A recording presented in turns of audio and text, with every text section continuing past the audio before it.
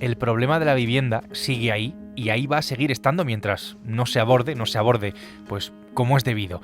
Los precios, desde luego, están en máximos históricos, están por encima incluso de las cifras del año 2007 y la falta de oferta pues es alarmante, tanto para comprar como para alquilar. Sobre esta situación, que según el CIS, por cierto, es el primer problema de los españoles, siempre sobrevuela la reforma de la famosa ley del suelo como una posible solución o como la solución a todos los males de la vivienda. La cuestión es, ¿estamos ante una solución imposible? Soy Javier Atard y hoy es miércoles, es 26 de febrero. El Mundo al Día, un podcast del Mundo.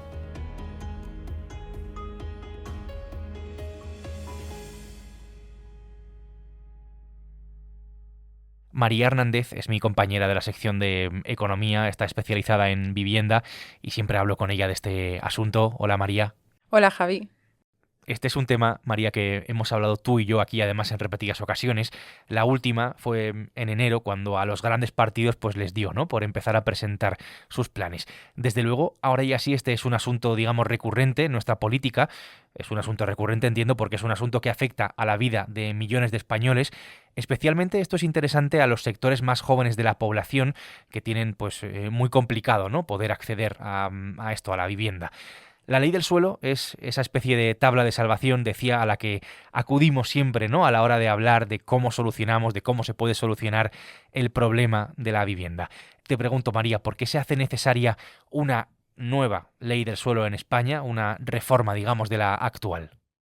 Pues Javi, fundamentalmente para poner más suelo en el mercado y también para desatascar muchos planes urbanísticos que están completamente paralizados en numerosos municipios de España y para que a futuro además sea más fácil desarrollar esos planes, que a final de cuentas lo que permiten es construir vivienda y construir todas las instalaciones, colegios, hospitales, construir las ciudades en definitiva, ¿no? Me preguntabas que por qué se hace necesaria una reforma de este tipo. Bueno, hay varios aspectos que aborda esta reforma, pero hay una principal y que es la que más preocupa, y es que cuando un municipio presentaba uno de estos planes de los que estamos hablando y una persona o una empresa cualquiera podía presentar un recurso a ese plan, podía alegar que algo no era correcto o no estaba adecuado o que había algo técnico mal planteado, cualquier cosa. Y ese plan decaía por completo o quedaba paralizado y queda paralizado durante años. Entonces, lo que quieren es, digamos, evitar esta situación. María acaba de poner encima de la mesa dos cuestiones que creo que son bastante importantes. La primera es la propuesta del Partido Socialista, del PSOE, y la segunda es la de los famosos planes generales de ordenación urbana. Vamos primero con esta última parte. Estamos de acuerdo en que para construir las viviendas que faltan, porque faltan viviendas, hace falta suelo. Y el problema es que no hay suelo o no hay, digamos, suficiente suelo para eso, ¿no?, para construir. Y aquí es cuando y dónde entran en juego estos planes, que son el instrumento de planeamiento que recoge la normativa urbanística española. En resumidas cuentas, deciden dónde se puede construir y es un instrumento que está en manos, María, de los ayuntamientos. Se consideran como la Biblia de la urbanización de las ciudades, un instrumento básico para las políticas urbanísticas de un municipio. La inmensa mayoría de los municipios y todas las ciudades tienen un plan general de ordenación urbana en el que se recogen las medidas para diseñar, organizar, planificar y ordenar el territorio que está en su dominio. Es decir, organizan dónde van o establecen dónde van las viviendas, qué tipo de viviendas, dónde se ponen en los colegios, qué zonas se destinan para parques, para instalaciones deportivas, para hospitales, en fin, todo lo que nos encontramos cada día en nuestras ciudades. En lo que compete a la vivienda, no se puede construir nueva vivienda ni nada en un municipio si previamente no existe este instrumento. La reforma de la ley del suelo es imprescindible para dotar de estabilidad y seguridad jurídica al desarrollo urbanístico de España. La segunda cuestión de las que ha puesto encima de la mesa es la propuesta de reforma de ley del suelo actual que llegaba al Congreso de los Diputados. Hacemos un poco de memoria. En mayo del año 2024, el año pasado, el PSOE, esto es importante, aquí tenemos que hablar del PSOE y no del Gobierno, porque el Gobierno en este caso está enfrentado en este asunto, como en tantos otros, pero en este asunto están enfrentados PSOE y Sumar. Pues bien, el PSOE presentó entonces una reforma y la tuvo que retirar porque no tenía apoyos, la retiró de un día para otro.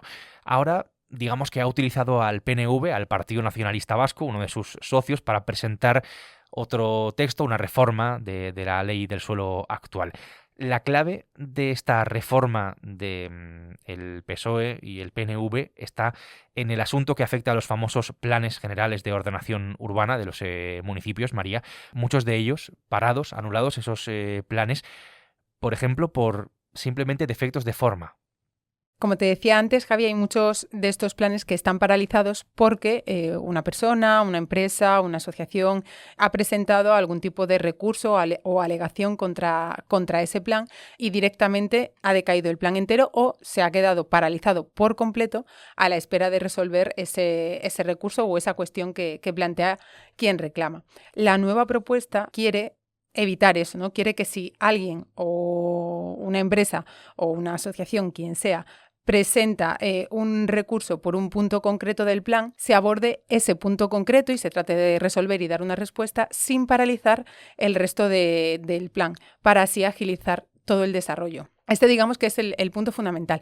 Pero hay otra cosa que además es lo que provoca el rechazo de Sumar y de Podemos, y es que hasta ahora, como te decía, cualquier persona o empresa o asociación, quien quiera, puede presentar un recurso a esos planes. Lo que pretende la reforma es que solo puedan presentarlo aquellas personas o organizaciones que tengan alguna relación directa con el proyecto. Lo que dice Podemos y Sumar es que eso inhabilita o impide la acción social.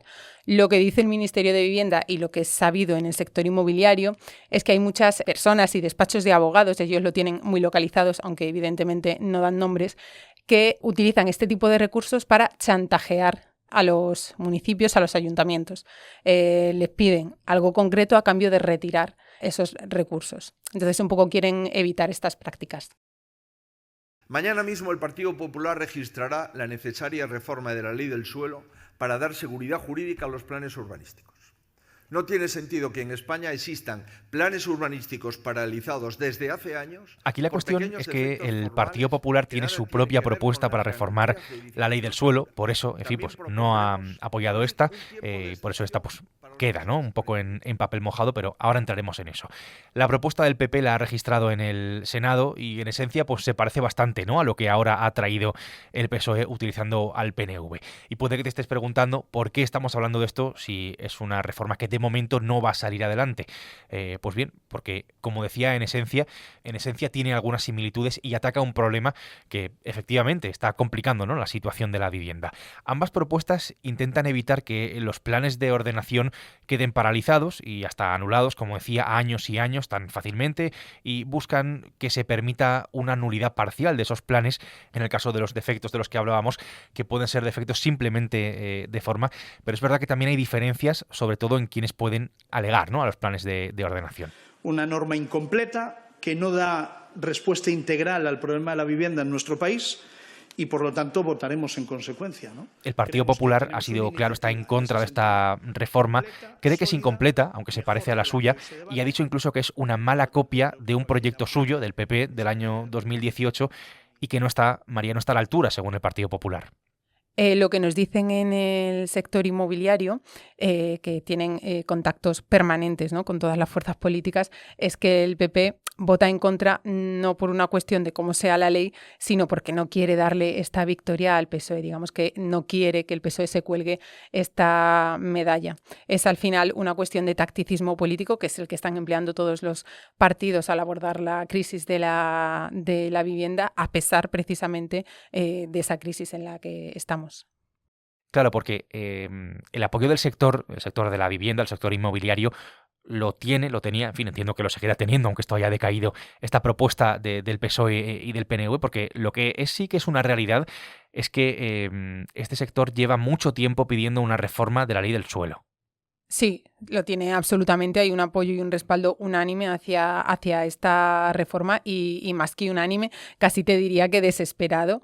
Hay muchas promociones totalmente paradas y que se alargarán durante muchos años, y muchos años, te puedo hablar de 8, 10 años, que se alargarán, te digo, durante este periodo si no se agilizan estos trámites. Entonces, de ahí la desesperación y la urgencia que se siente en el sector, e incluso te diría que hubo mucha decepción y también cierto enfado hacia el PP, cuando en mayo parecía que el PP iba a respaldar la reforma que presentó entonces el PSOE al Congreso, y cuando en el último momento dio marcha atrás, pues en el sector ese día era IFEMA, yo lo recuerdo, y no se lo podían creer porque creían que era algo que estaba prácticamente hecho. Repasando todas estas cuestiones de la vivienda que han representado, digamos, uno de los asuntos, ¿no?, de los últimos tiempos, hay una cuestión. En el PP dicen que la propuesta del PSOE no se puede desligar, quiero decir, la ley del suelo de la ley de vivienda. Una ley que sí que consiguió sacar adelante el gobierno, acuérdate de las famosas zonas tensionadas, de los grandes tenedores, en fin, todo aquello, ¿no? Resulta muy llamativo que esa era una norma muy, muy, muy intervencionista, con un afán regulatorio bastante grande.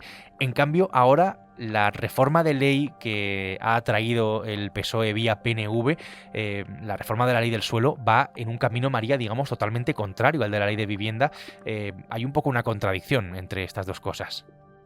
Eso es así. Es verdad que yo creo que no son proyectos legislativos comparables, ¿no? La ley de vivienda, aunque es muy amplia, pues tiene mucho su foco en el mercado del alquiler. La ley del suelo, en fin, la reforma de la ley del suelo, porque ya hay una ley del suelo vigente, pues aborda otro aspecto, otra parte del mercado inmobiliario, pero el espíritu evidentemente es muy distinto. Por esto mismo que tú decías, ¿no? La ley de vivienda tiene un carácter clarísimamente intervencionista y regulatorio, y con la nueva ley del suelo lo que se pretende precisamente es reducir burocracia y reducir y agilizar, digamos, los desarrollos y la construcción de nueva vivienda. Todo lo que acabamos de explicar es interesante para saber dónde está el problema y cómo quieren atacarlo, ¿no?, de los partidos para intentar poner una solución al tema de la vivienda, aunque esta última propuesta, la realidad es que la reforma, ¿no?, del PSOE-PNV pues es papel mojado, no tiene los apoyos ni de la oposición ni de otros socios del gobierno, no los ha tenido, apoyos como el de Junts, por ejemplo, el partido de Puigdemont, ni siquiera Sumar, que está incluso, ¿no?, dentro de la coalición. Así que esta reforma, podemos decirlo claramente, no es la solución, porque requiere, ¿no?, un gran apoyo parlamentario, probablemente un acuerdo entre los dos grandes partidos. Ahora mismo no hay consenso, y digo esto porque el gobierno, lo sabemos, tiene una debilidad parlamentaria bastante evidente. No entiendo una cosa, María, ¿por qué el PSOE, si no tenía los apoyos, si sabía que esto, en fin, pues no iba a salir adelante, por qué la ha vuelto a llevar esta reforma al Congreso? Porque es el segundo intento fallido del PSOE con la ley del suelo.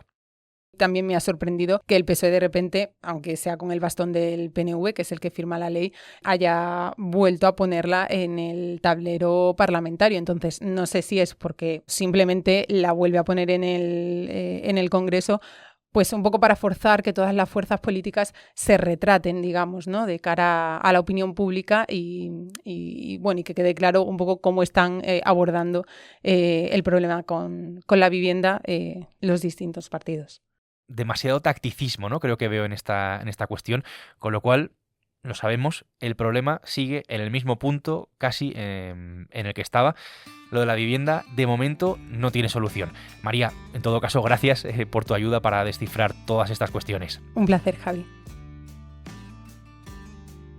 María Hernández ha hecho posible este episodio del Mundo al Día, que es un podcast que puedes escuchar todos los días en elmundo.es y también a través de las principales plataformas de audio en las que, como sabes, tienes la opción de suscribirte. Mañana jueves, más El Mundo al Día. Has escuchado El Mundo al Día, un podcast del Mundo.